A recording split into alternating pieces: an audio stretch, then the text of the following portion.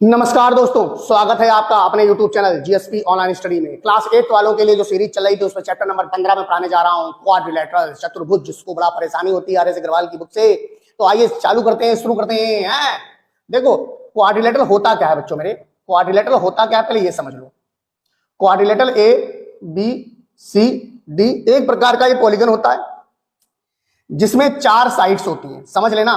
एक क्वाड्रिलेटरल है 4 साइड्स, तो साइड्स के नाम भी आपको लिख के बता दे रहे हैं हम। ए बी नाम है इसका, पहली साइड का ए बी नाम है, फिर बी सी नाम है, फिर सी डी नाम है और फिर डी ए नाम है।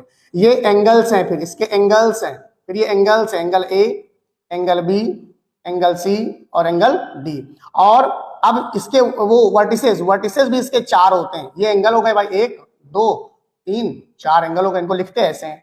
वर्टिसेस भी इसके कौन हो गए, A B C and D हो गए, वर्टिसेस के ए बी सी डी हो गए। और डायगोनल जो होते हैं ये डायगोनल होते हैं, 2 डायगोनल होते हैं क्वाड्रिलेटरल में, 2 डायगोनल होते हैं। डायगोनल डी ए, डायगोनल जो होंगे वो इसके 2 हो जाएंगे, कौन से, ए सी और बी डी। ये सिस्टम होता है क्वाड्रिलेटरल का, ठीक है। अब मेरी बात ये मान के चलो कि इतनी साइडें होती हैं, मैंने आपको साइड्स बता दी, एंगल्स हो गया, वर्टेक्स हो गया, डायगोनल हो गया। अगर इन एंगल्स को हम जोड़ते हैं, angle A plus angle B plus angle C plus angle D बराबर में 360 हो जाता है। 360 इन चारों एंगल्स को अगर हम जोड़ते हैं, एक पर्टिकुलर क्वाड्रिलेटरल की बात हम नहीं कर रहे हैं, कोई भी क्वाड्रिलेटरल हो, कोई भी क्वाड्रिलेटरल, उसका नाम नहीं पता हमें, क्वाड्रिलेटरल के टाइप्स होते हैं, आगे बताया जाएगा, लेकिन अभी क्वाड्रिलेटरल के बारे में पढ़ो। तो क्वाड्रिलेटरल में अगर आपको कह दिया जाए कि चारों कोणों का मान बताओ, चारों कोणों का योग, जो चारों कोणों का जो सम होता है वो 360 होता है। बात समझ में आ गई। अब एक बात और मैं तुमको बता दूं बच्चों मेरे भाइयों बहनों, कि अपोजिट जो साइड्स होती हैं ये अपोजिट साइड्स होती है। अगर आपसे कहें अपोजिट साइड्स बताओ, अपोजिट, अगर आपसे कहें हम अपोजिट साइड्स बताओ, तो अपोजिट साइड्स ये होती है, ये मतलब ए डी के अपोजिट आपके जो है बी सी है और बी सी के अपोजिट ए डी है।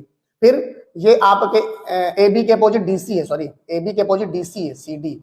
तो और ए डी के अपोजिट आपके बी सी हो जाएगा। ये अपोजिट साइड्स हो गए, तो आपको अपोजिट एंगल भी पता चल गया। देखो अपोजिट एंगल भी पता चल जाएगा कि नहीं। तो इसी तरीके से हम एक्सरसाइज 15 स्टार्ट करते हैं। देखो इसमें क्वेश्चन नंबर 1 है, स्क्रीनशॉट उस पे देखिए आपका दिया हुआ है। कहते हैं अ क्वाड्रिलेटरल हैज 4 साइड्स, तुरंत कर लेंगे आप, 4 साइड्स, क्वाड्रिलेटरल हैज 4 साइड्स, पहले का आंसर 4। दूसरे का आंसर अ क्वाड्रिलेटरल हैज 4, इसका भी 4। तीसरे का आंसर देखो, उसमें ध्यान से देखो, a quadrilateral has 4 vertices, no 3 of which are, तो इसमें लिखा है, इसमें 2 ऑप्शन है ना, 4, और इसमें लिखेंगे कोलिनियर। कोई भी कोलिनियर नहीं होता, मतलब कोलिनियर का मतलब होता है एक लाइन में नहीं होता है, अलग अलग होते हैं। चौथा अ डायगोनल, तो अपोजिट वर्टिसेस को जो हम जोड़ते हैं, अपोजिट वर्टिसेस को जो हम जोड़ते हैं तो हमारा बनता है डायगोनल, ठीक है। The sum of the angles of a quadrilateral, ये 5वें का आंसर आपका 360 हो जाएगा। सभी एंगल्स को जोड़ते हैं तो कितना आता है, 360 आ जाता है। अब क्वेश्चन नंबर 2 देखिए क्या कह रहा है। अब देखिए, अगर ये सॉल्यूशन नंबर हम 2 देखें तो इसमें जो चित्र बना हुआ है उसमें लिखा हुआ है how many pairs of adjacent sides are there, name them.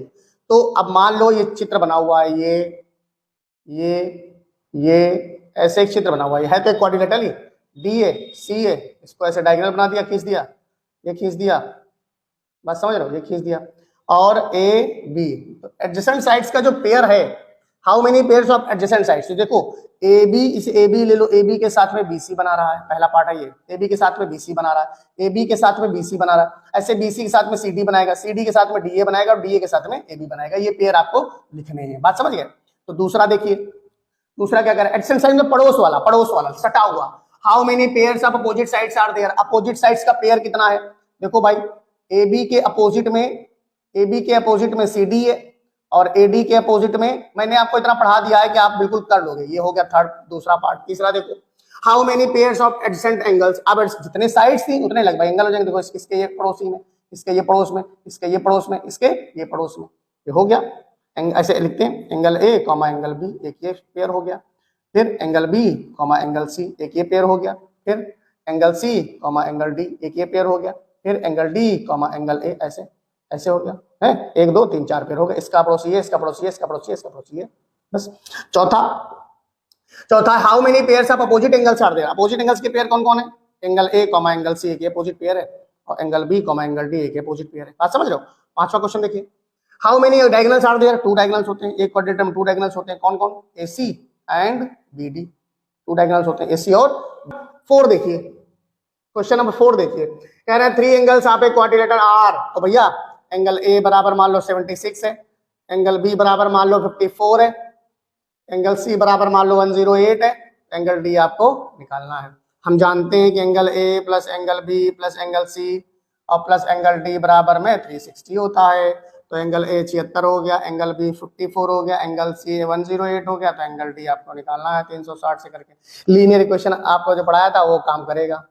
इनको सबको जोड़ो, 6 4 10, 10 8 18, 7 1 8, 8 5 13, 13 10 23, 238 प्लस, तो एंगल डी बराबर में 360 माइनस में 238, तो एंगल डी बराबर में 10 में से 8 गया 2, 5 में 3 गया 2, 3 में से 2 गया 1, 122 इसका आंसर आ गया। अब कैसे जाने कि ये क्वेश्चन सही है हमारा गलत है? तो यहाँ पर 122 निकाले हो, रख दो, 6 4 10, 18 2 20, 7 2 9, 5 14 2 16, 360, देखा आंसर हमारा एकदम सही है।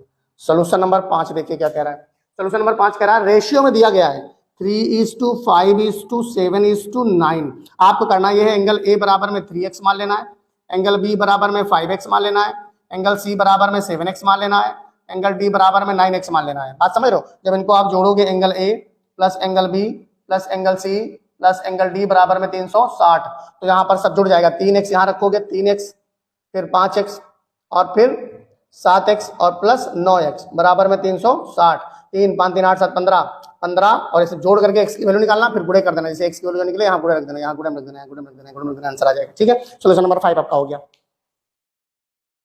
कहते हैं सोल्यूशन नंबर 6, कहते हैं क्वाड्रेटर हैज 3 एक्यूट एंगल्स। तो 3 एंगल जो है उसके a बराबर 75 डिग्री है, b बराबर भी 75 डिग्री है और c बराबर भी 75 डिग्री है, तीनों बराबर है। तो क्या d नहीं निकाल पाओगे? Homework. Solution number 7, 3 angles of quadrilateral are equal. तो 3 एंगल्स इक्वल हैं। अब एंगल ए बराबर में x है, एंगल बी बराबर में भी x है, एंगल सी बराबर में भी x है और एंगल डी बराबर में कितना दिया है? 120। क्या ये नहीं निकाल पाओगे? होमवर्क। सोल्यूशन नंबर 8 देखिए, 2 angles of a quadrilateral any other 2 angles equal. Angle A बराबर में आपका दिया गया है 85 डिग्री, एंगल बी बराबर में आपका दिया गया 75 डिग्री, एंगल सी बराबर में x है, एंगल डी बराबर में x है। मतलब जो ये x मानते हैं ना, ये दोनों बराबर कह रहा है कि दोनों बराबर हैं, तो मैंने दोनों को x मान लिया। अब क्या कर नहीं पाओगे? होमवर्क। बहुत आसान तरीका है, चीजें सब वही रहेंगी। अच्छा कैसे मान लो, आपको फंस रहे हो ना, हमें बता दे रहा हूँ। चलिए 85 किया आपने प्लस 75 किया आपने प्लस x किया प्लस x किया, 360 हुआ कि नहीं हुआ? ये x जोड़ो, 2x हो गया। आप लीनियर इक्वेशन अगर एक्सरसाइज हमारी जो है 8 7 6 7 पढ़े हो, अगर 6 7 8, तो फिर मजा आ जाएगा। 360, ये 5 5 10 था, 8 7 15, 16, 160 घटा दो, 200 बचा, दो ये वाला दो यहाँ आ जाएगा, x बराबर में 100 डिग्री आ गया। ये आपके 100 डिग्री के एंगल आ गए। ऐसे होगा ये वाले भी, ऊपर वाले भी।